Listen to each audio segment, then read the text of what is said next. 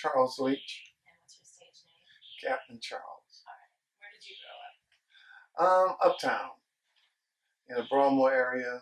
Well, actually, the Magnolia. Grew up in the Magnolia. But all my life come from uptown. And your grandma lived in the Magnolia, right? Correct. My grandmother. Actually, I was born in the Magnolia. My whole family stayed in the Magnolia. Then we moved out to the Magnolia, maybe in the somewhere 77, 76. Well, we moved out of the Magnolia during Camille, now whatever year that was.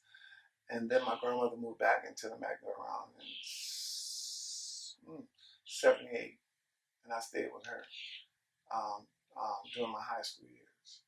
And what was the Magnolia like when you were in high school? Oh, Magnolia is a place that you just could hang out every day. Everybody knew everybody. Everybody took care of everybody. You never really had any problems. Crime wasn't bad in the Magnolia. I mean, people did their dirt, but everybody disrespected everybody. So there was a lot of love in the Magnolia Project when I was raised up in there. And did you leave before things started to disintegrate then? Yes. Yeah. I left, I graduated in 81, so yeah, maybe around 82, 83. I left the Magnolia, but in reality, I got my start in the Magnolia, you know, in the, I want to say in the 80s. I started, 82. Say around 83, it was pretty good. And still in the 80s, 83, it was still pretty good. Because coming back to it, thinking about it, when I used to do all the block parties, now you could just hook up some speakers and have a block party and not have any problems. And actually, when we used to do the block parties, actually on Magnolia in Washington, and the lady that called Miss DD, we all knew her as DD. And so we used to wait till they had actually had a church directly across the street, ended maybe 12:30, 1 o'clock. And we'll set up maybe about 1:30. We have 1,000 people out there. We have a good time. Never had any shootings. Never had any problem. Had a good time. We partied. We did whatever, dance, break dance, and at that time it was pretty popular. And then after that, people went home. So, and then we used to do events in the L. Davis Park. We used to do like talent shows. We used to set up stage. We have a stage in the park, and family day in the park. We have a great time. So during that, in the 80s, Magnolia, the project was wonderful. It was great. And I think it just got bad like maybe 87, 88 when the drugs like the coke and all that started getting real popular in the urban community. What are your thoughts about the demolishing of the housing projects? I didn't really care for it at first, but I thought it gave people opportunity to see the other side of life besides just being in the project. You know, either you had a choice to either stay in or you had a choice to move out. And I thought some people never left the project. Some people never been outside. No, some of the people never been in New Orleans East. Never been outside of New Orleans. Never been outside. Never been in Baton Rouge. So I think Katrina did a lot for the folks who's actually raised up in the Magnolia. I think once you got out the Magnolia, you was able to be more responsible, know what it was to pay a light bill, what it was to pay rent, to be more responsible. You know, so I think it was good for some people. Were there musicians in your family? Not really. I think my part, you know, as a kid, you're around music all your life. My mother, you know, weekends, you know, they'll play the jukebox at home. We call it a wall-to-wall stereo we had in our house. 45s. You had in the community where back in the days, you had a guy riding around in a van selling records. And just like you had the fruit man walking, selling fruit in there. You had a man riding around in a van selling 45. So music was always in your life. You know, your mama had a party at the house, she made you dance. So music, my mom had a big impact in my life when it came out in music.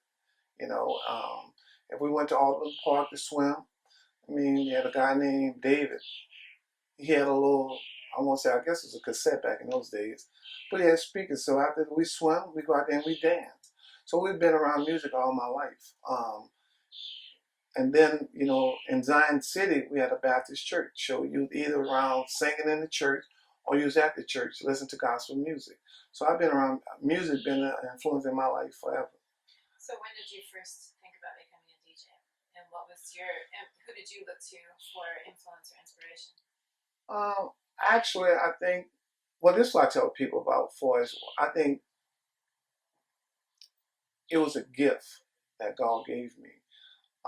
Never really thought about being a DJ, but talent shows, you know, we had talent shows when, you know, we went to talent shows, never really thought about, but actually getting with a band named Unique Pierre. And I used to do the MCing for them. And then in between that, I used to do the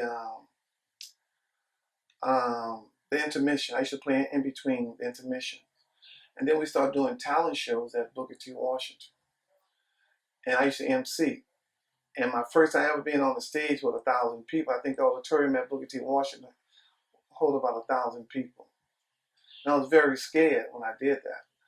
So, and in between, I used to DJ. And then we started doing this club called Two Brothers, actually on Magazine and Penicillin. And this lady named Gloria asked me, said, would you like to DJ at the club? I said, yeah, why not? And then from that point on, I mean, everything just started happening for me. Between the band, then we used to do. And what year was this event? I would say World's Fair was in 1984. So between 83 and 84. Because I was working at the World's Fair. So I used to work at the World's Fair, then I used to DJ at Two Brothers. So it was between 83 and 84. What was the music scene like for rap or for electronic music at that time? Well, rap in those days, it wasn't as big as it is now. I mean, you talking about in those days it was the Sugar Hill Gang. It was more R&B stuff, like the Teddy Pendergrass, the Harold Melvin and the Blue Notes. I remember one time the Grover Washingtons, when people was first doing the bus stop. It wasn't line dance, it was bus stopping. And then you had line dancing coming in, there's the electric slide that came in. So back in those days, it was more slow dragging, it was more dancing, it was just more a party atmosphere back in those days. So you had a wide variety of selection of music back in those days. I tell people all the time back in those days, I used to DJ, I could play a song without repeating the song in 2 hours. You know, so music was just so diverse back then. You know. What were the Gong shows like? Tell us about one that you attended, maybe with Bobby Marchan. Well, Bobby Marchan was a very popular guy with Gong shows. No matter where Bobby went, you had 1,000 people at his Gong shows. If it was in Metairie on Airline Highway, if it was at Club Atlantis in New Orleans East, or if it was uptown somewhere, anywhere Bobby went, he had a huge crowd. And you had a person like Angela Bell actually made a song, Saints Go All the Way. I think it was Angela Harris at that time. She was a part of that. A guy named Crawford, he was a part of it. But Bobby Marchan had a big influence on the music industry here in the city back in the 80s and the beginning of the 90s. He had a big influence on a lot of guys. You know, majority of the guys that I knew before I really that he had a lot of influence on, like Bust Down.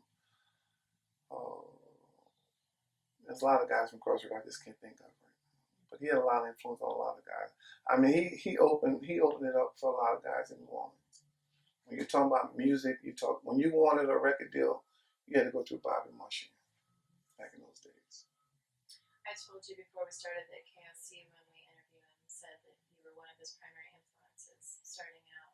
Were you aware that you were so influential to younger people? Did you feel like you had a kind of role model figure? How did you do you remember giving advice to a lot of? Well, if we go back to KLC, I was at this, when I was telling you about the block parties and all that stuff, club, um, Two Brothers on Magazine and Penniston. And then I started doing little clubs like, I will get to the part about KL, like 2004 and AP Tour on Galveston. And my biggest club I ever done was called Club Discovery. It was on St. Claude and went by the railroad tracks. I don't know that street right there by the tracks. And that was one of the biggest clubs. And then when the disco, when it was kind of the R&B and then the rap started coming in to be real big. When you're talking about bounce music, I'll get to the KLC thing. Well, let's get to the KLC thing. KL, when I was on Delaware Street, KL was on Louisiana Parkway. KL used to be in the basement all the time.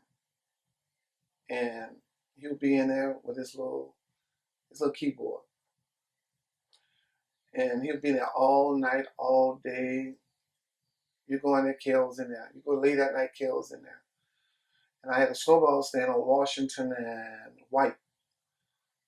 And KL didn't have no money. So KL used to come over and get hot dogs, nachos, and snowball, go right back into the basement. So at that time, he had like 3-Line Posse, Parkway Records. And KL used to ask me different questions about music. I gave him my opinion, what was working and all that stuff. And then have I ever known I had that much influence? No. KL started telling me that maybe a couple of years ago after Katrina. Then he would share that with other people. But I never knew I had that much impact. Then Club Discovery, when I was leaving Discovery, I recommended that to get KL the job to DJ at Club Discovery. Because I was moving to Club Atlantis in New Orleans East on I-10 Service Road. And KL got the job. Then he was in between, I guess, doing stuff with Master P. You know, when he was in a base, when he used to disappear. And I used to go say, well, KL, where you going? I'm going to California. I'm doing something with this guy. He would never say who he was working with. And then he would come back and he'd have a new keyboard. He'd have all this different new stuff. Then he'd come to find out he was working with Master P. But he was still working at the club at that time. And then he kind of, I think Club Atlantis got real young. And that's when the hardcore stuff started coming in. But when we talk about the bounce music, the bounce, back in those days, Warren Mays, Mannie Fresh, Gregory D, Partners in Crime, what else was it? Warren Mays, I think I said that. I was in a position at that time to help all those guys. All those guys, I was the only guy at one of the biggest clubs in the city. And the bounce music, when they really started having an impact in New Orleans, is when I was at Club Discovery. And all those guys used to come to me and ask me to play this song, play this song, play this song. And a lot of that bounce music back in the 80s, I broke a lot of that stuff in the 80s. And then you start having the NWAs, you start having, that's when they got to be really, really explicit. When the NWA, F the police, all that kind of stuff. And then I kind of had a problem with it. Because if you go back to my history in DJing, I never really played in explicit stuff. I don't play it today. If I play school parties, you do a lot of stuff with younger kids now too. Yeah, and I have a lot. Right now I have a lot of impact on younger kids, and a lot of younger people look up to me. And so, my attitude with music, if it's not good enough for me to play for my parents, it's not good enough for me to play for other people. So I don't get explicit stuff. So if you come to my events, they're all clean stuff. What was New Orleans like during the bounce proliferation? When bounce just blew up, did you just hear The it? new bounce or the old bounce? Well, you just start having guys like, Bust Down, all those guys. Their bounce music was more or less party, having a good time, dancing. Um, I just started hearing what people just start running into, you know. And then back in those days, block parties was huge, you know, and everybody was being a DJ. So those songs was playing at the block parties. Then it started being played on radio. You ever heard of Karen Cartella? She See, a lot of people don't know about Karen. Karen had a lot of influence. She worked for All Beat magazine. Well, she worked for Q93 back in the days doing the David D, um, Bob Wayne. But when she worked for Q93, and if you go back to Waveland magazine, you ever heard of Waveland magazine? That was a magazine before Offbeat, and they did a huge story on me on Offbeat because I was the first person broke Rebirth song, "Do What You Want," and Karen Cartella had a lot to do with that because she would come to me and say, "What's a hot song in the club?" And at that time, "Do What You Want" was real big at Club Discovery. And at that time, she was working for Q93, and I think she was doing some work for Will magazine. I think it's Will magazine. Now it's Offbeat magazine. Um, and she would come to me and say, "What's a big song?" And at that time, radio wasn't so corporate, so you was able to play stuff like that.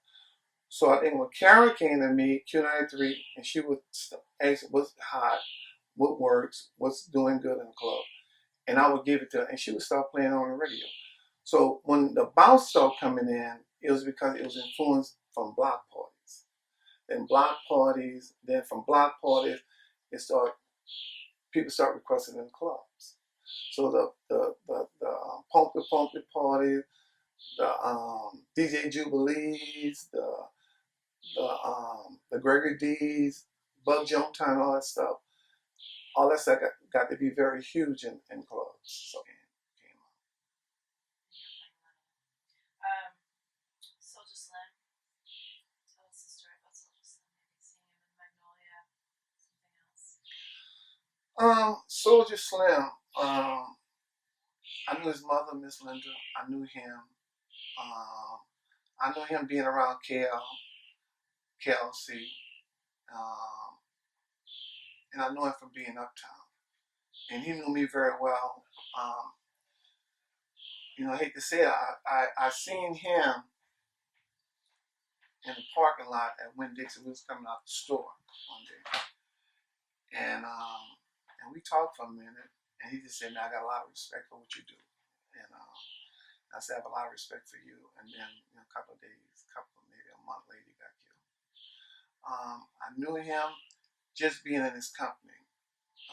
Never hung out with him, just conversate, clubs, seeing him, concerts, seeing him, talking to him. But not really hanging out. What about Warren Mays? Tell us the story you were telling before we started. Warren Mays. Well, back in the days when I was at Club Discovery, just when the bounce was pretty big,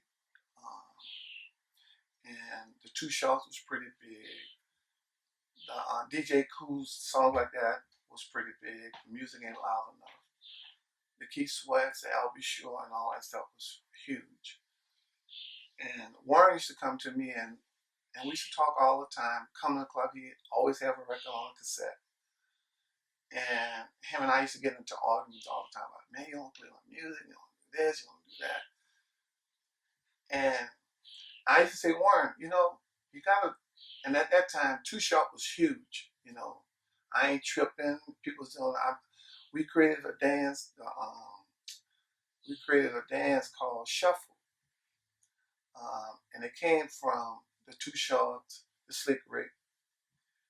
And so I said, "Warren, you got to do a song that's gonna get the crowd involved with what you're doing, get the crowd and participate in what you're doing." He said, "All right, all right." He said, "All right." And he took my advice. So I want to say 6 months later, 8 months later, whatever. I had a snowball stand, well, a po-ball shop on Washington and Robertson by the Magnolia Project. It was a Sunday, I never forget, because we was gonna do like a family day in the park at L. Davis Park. So Warner came to me with a cassette. He said, man, listen to this song, listen to this song, listen to this song. I said, okay. I listened to the song. I said, oh, I like this. I like this. And I went in the park and I played the song. And I always tell people, you may not get a reaction like you want from people, but just check them out if they kind of vibe into it. You know, any song you use. I say, this song will be hot. I say, press it and get it to me. And I think at that same time, I was still at Club Discovery. And I said, press it and get it to me. And he did that. I used to mix it in with Too Short, Children's Story. And I promise you, so first I played that song, it popped. And then it was just a ripple effect with that record. And in my opinion, he had got the first record deal in this city with that song, More Maze. I think they released the second record on him, and it didn't do well. You know, and I knew his brother. It was his brother Travis, and him and I used to talk all the time about it. And I think he did a compilation. I think the label did a compilation with that song and a couple other records he did, which that was the only big song he ever had that I know of. You know. What about Baby and the Magnolia? Well, Baby was very young in the Magnolia. They come out of they always think in some songs that you hear they talk about the circle.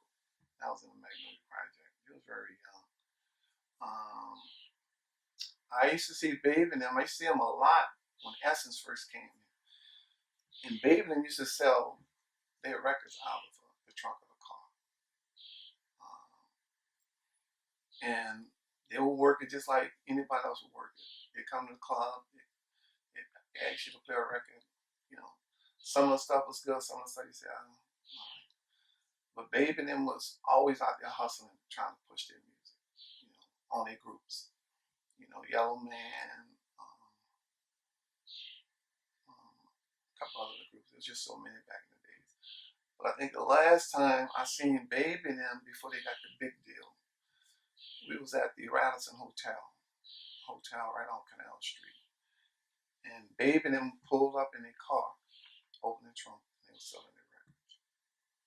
And I think they was like the only label in this city at the time that sold more units than anybody in this city. And I think either the first year, the second, or third year of Essence, Baby and them got that big deal with Warner Records. Did anybody foresee the success of No Limit and Cash Money around here prior to them getting so big? I mean, was there anything about how they were selling their hustle, their music, that seemed any different? Was it just right place, right time? Good business plan? What do you think? I think they just had to hustle. I think they just had to hustle in them, and nobody. I think they just had that hustle where they was hungry and they wanted it. You know, so nobody. I never expected Baby to get a deal like that. Never in my life. No. I don't think nobody else ever expected that. And I think that maybe had a lot of influence on. When you look at like Warren Mays, you look at 3-9 Posse. They did well locally in the city. You know, and you know nobody gives Odyssey Records a lot of credit, but Gary had a lot of influence. I mean, without Gary Odyssey Records, I think a lot of these guys would have done well. You know, you had to go to Gary because Gary would display your music. You know, Baby and them, Master P now, all the local rappers in this city. You know, back in the '80s. I mean, you had to go to Gary if you wanted your records to be pushed and you wanted people to buy them. You had to go to him because that's where all the DJs went. That's where all the folks in the city. You had to go to Carrollton Shopping Center, so you had to pass his record shop, and Gary would have you. I mean, Gary would actually be pushing those local guys. So he had a lot of influence on a lot of these guys. and a lot of connections. You know, so I'm quite sure Gary had some influence on some of the stuff Baby was doing. You know, I have never had a conversation, but I just know the impact Gary had on on Baby and um, um, No Limit. You know? Does New Orleans rap have a specific style? And if so, how would you describe it? Now, How is it? You can say then or now, however you want. How is it different from the rest of Southern rap?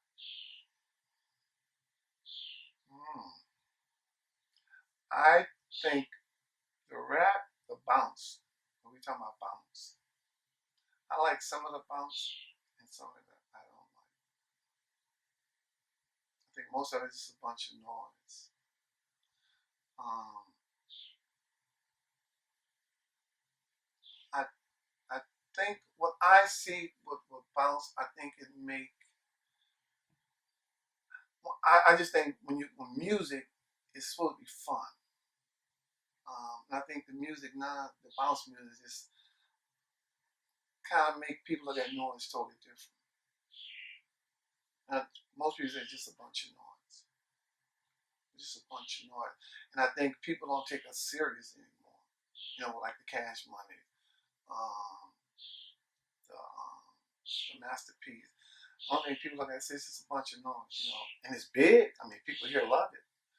And you know, you go to Atlanta, you go to Dallas. I mean, you have some people like it, but other people say I think it just made people act a fool. You know, the era that I come in, I think when you go out to dance, it's just supposed to be about fun.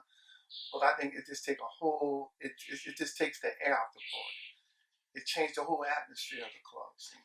And I think now clubs in this city are suffering because of the bounce. You know, clubs are suffering in this city because you create a different element. The element is just different. I play some bounce, but it's very limited. Who do you play? Um, well, I play the Anita Bakers are pretty big because it crossover to the old to the young.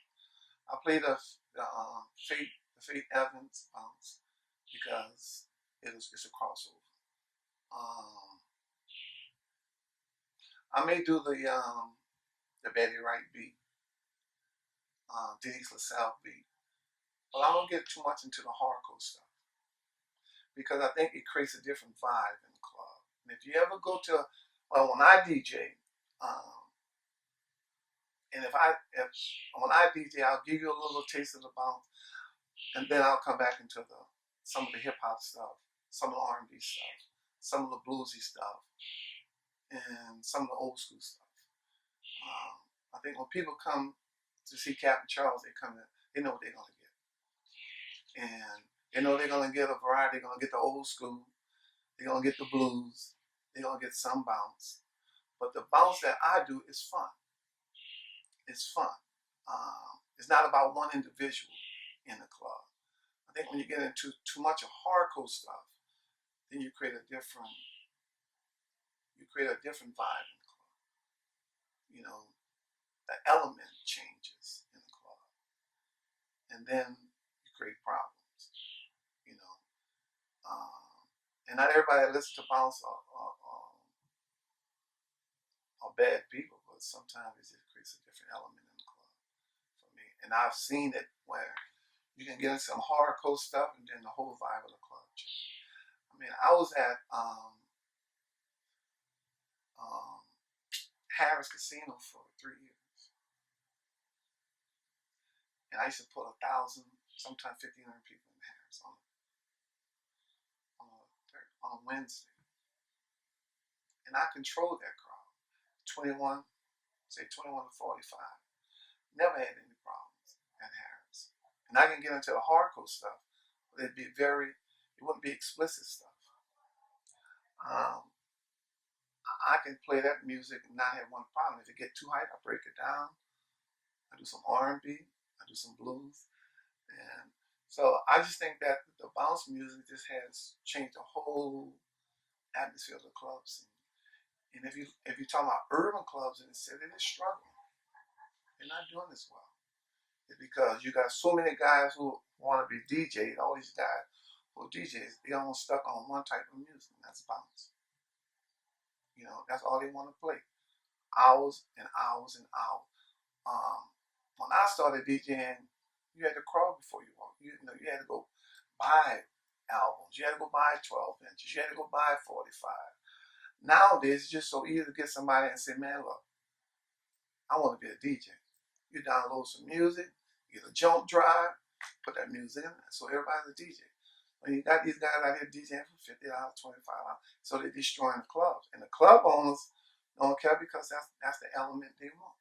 Do you still DJ then? Oh my God. You talking about carrying vinyl. That's like you carrying crates of records. The best thing in the world I thought they could have ever done is do CDs. The best thing they could have ever done, they done CDs. And I thought it was going to be hard for me to do CDs, from vinyl to CDs. But it was easy.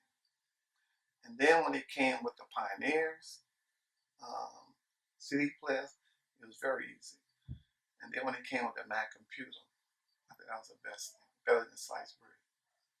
When they did the computers, you got 10,000 songs. You can on one little computer. You can do a lot. When I used to travel, I used to carry crates. But now you just carry one computer, and you can do a party all night with that. Where'd you get your first turntable? From this guy named Bear. He was a DJ. And at that time, they would use little bitty Pioneer turntables. And he was a local DJ. And I used to go borrow his turntables, borrow his records. But there was a guy named Bear. He was a DJ back in the days. And I got my first turntables. Records, I used to go borrow records from people. I used to go buy my records from Odyssey records, like the 12 inches, the 45s. What's the relationship between brass bands and rap? What's this? Well, my relationship with brass bands, and I talked about Rebirth. My relationship with, because I was actually the first guy to start playing like real second line music in clubs, and Rebirth was the group that I had a relationship with, and they did an article on it, on me and Rebirth, on Waveland magazine. I was the first one that actually broke the "Do What You Want" on radio. But relationship with brass bands, I think it's pretty good. I mean, back in that days, you didn't have minutes. Now you got Hot 8, you got Soul Rebels, you got Rebirth, you got To Be Continued Brass Band, you got the Brassaholics, you got the Pinettes. So I mean, I think most DJs in have a very good relationship with brass bands. And musically, how they influence each other?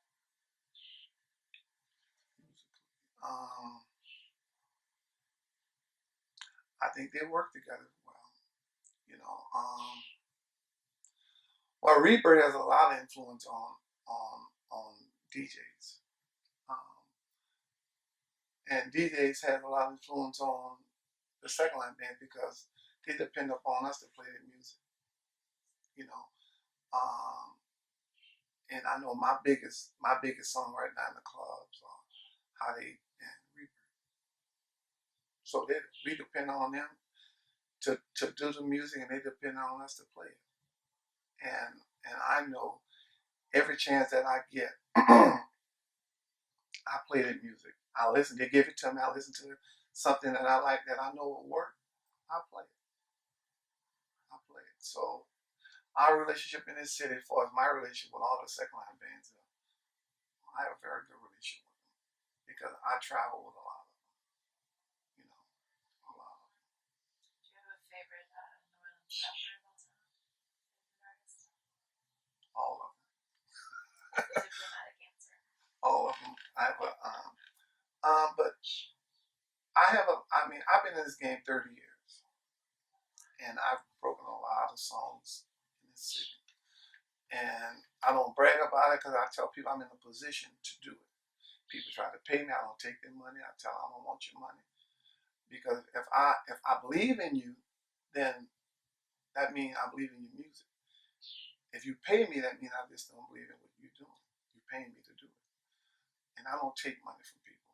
And I had a lot of influence on a lot of people in the city, locally, nationally. I've been on the radio for maybe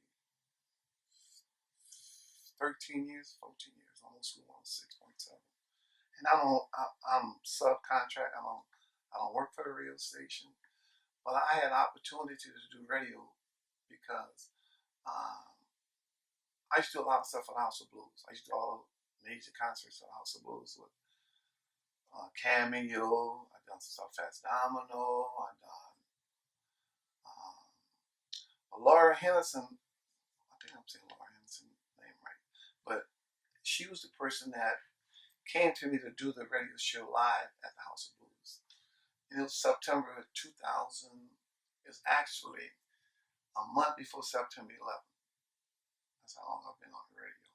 And we started doing a live show we did it in the Grand Bar, in the big room, and we moved it to the parish. We went from the parish to the patio. And we did that for about a year at the House of Blues. Then we moved it from the House of Blues to Bally's Casino. We went from Bally's. Once we did Bally's Casino, we was doing like 3,000 people at Bally's, live on the radio. So I had I had an opportunity to play a lot of stuff that, always the bluesy stuff now. Like a lot of the blues stuff I break on the radio. And that's very huge. Like the Tuckers, the Vibratos, the Lacey's,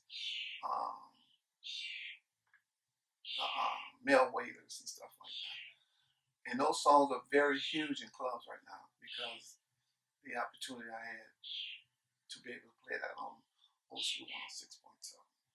You know. But this game, 30 years I've been in this game, nobody would ever told me that it would take me where I've been. You know, I've traveled, I do the Tom Jordan cruise. I've done major concerts. I travel, I do conferences in Vegas, Florida, Jamaica. I spent months in Jamaica DJing, in the Grill, Jamaica, outside of Montego Bay. So it's been a good ride with this game. I mean, 30 years. I had a big impact on a lot of people as far as in this game. Never dreamed that it would happen. Never dreamed that I would be a DJ. But you just never know what God had planned for in this. Do you feel like the city has come back after Katrina finally? Yes. I stayed there for Katrina. I stayed there uptown, 9 feet of water. I seen where the city was. I was here when the water went down. I was on back uptown. I have a lot of property uptown. Were you in an attic? I was on the second floor. I had a house that I had my office in. It was on the second level. And I had a generator. I had about 9 people. I had with me 10 people during Katrina. And I had a generator. Water got high. We stayed there for 4 days. I went downstairs. We had 9 feet of water uptown. I went downstairs. I got pork and beans. We got rice out to some of those people cabinets. And I had a little butane stove that we cooked on. And I had a generator. So we stayed there for 4 days. Then the Coast Guard came and got us. And it took us on Causeway and I-10. We wind up in Florida. No. And well, if you think about it, where's Bill Clinton from? Arkansas. To a Navy base. It was just too many people. Thousands of people that from New Orleans. I got out of there, caught a cab, went to the ground bus there. I went to Texas. Stayed in Texas for about 5 days. I was back in New Orleans. Because I have a lot of rental property here. And when we got back here, it was still like 6 feet of water uptown. So I kind of hung out at the 6th District at Walmart. Then I came back, Walmart went down and stuff. Actually, I was the only one uptown gutting houses out. When it was nobody, it was like a ghost town. It's like everything uptown was stopped. Uptown was like stopped in time. It was dead. Trees was dead. Birds. See no birds. You see nothing. Yeah. So from where I came from, what the city was, yeah. And I think uptown was the first part of the city back up. Than anywhere in the city, because the Baltimore area just got really involved. They got everything back up. Is there anything else you want to talk about? Not really. Colin? I got a question. Was DJing popular in the 80s like it was now? And if it wasn't, did you have a lot of competition DJ wise? Like was there people that was there competition between DJs? I guess. Well, you gotta think if you go. And then look at you again. Okay. I think when you gotta remember, what's the name was real big. Slick Leo. Yeah, you gotta remember. Slick Leo introduced everybody to the turntables. Man, nobody really knew about the 1200s. Slick Leo came from, I think, California. He was live on the radio from the famous theater back in 78, 79. And the fame was real huge. And Slick Leo was like the star of the city, you know. So after Slick, you had some competition. Yeah, you had a lot of competition. Any competition back in those days.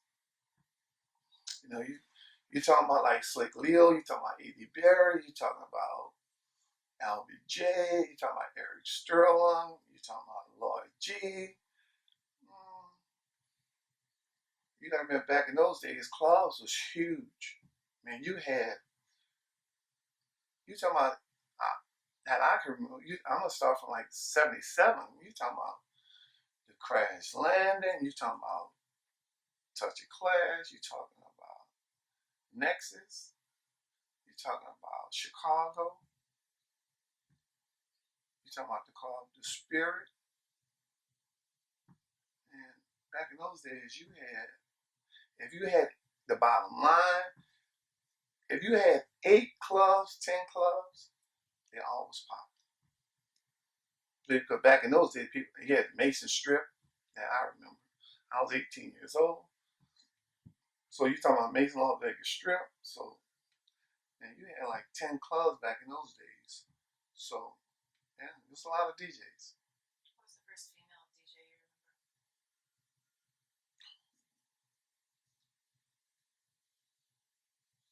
remember? Actually, a club DJ.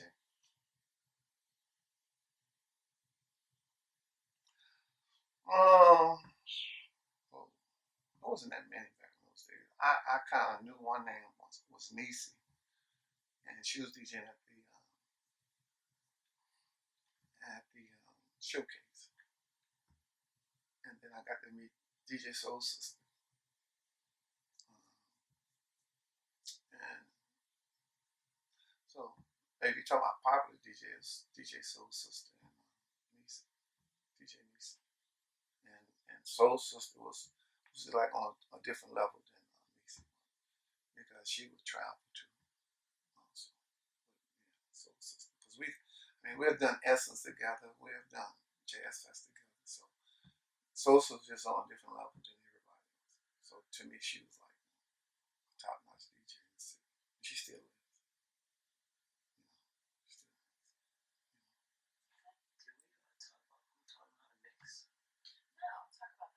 Who taught me how to mix? Well, you just look at it. Slick Leo had a lot of influence on DJs. You go around, you look at Slick Leo, and you stand there, and he's like a superstar. Everybody want to be around him, so you sit there, and you just look at him. You just sit there, and you look at Slick Leo, you mixing, and he was a hell of a mixer. You couldn't take nothing from him. When you listen to him, he would bring it. So I was self-taught. I was just self-taught. because I never knew I wanted to be a DJ. It just happened. All that just happened. So, the more I start doing it, the better I got at it. And I tell people it's just a gift from God. It was His plans for me to be in the position that I'm in today, because I know I love music, I love to dance, but I mean, have I ever known I wanted to be a DJ? No, not at all. No. Have I ever thought I would be opening a major show at Jazz Fest? I mean, whoever thought DJ doing jazz fest? I've been doing jazz fest for 8 years. I mean, I did Essence for oh maybe 7 years. I've been doing Essence. Um, I mean, I work with people like Dougie Fresh, Slick Rick, Cut Creator. I work with all those guys. All those guys. I travel with all those guys. So, nobody. I would have never thought a person come from the project would able to be travel with people like people you look up to, like LL Cool J's DJ. You know, I mean, Dougie Fresh. You know, just meeting all these different people. Being on the Tom Joyner cruise, being on the cruise with people like Patti LaBelle, Farrakhan. So you're around all these people, you're working with all these people. Anthony Anderson. People they call you on the phone. So I would never thought I would be in that position, but you meet those people in this business. So yeah. So it's been fun. It's been a fun ride.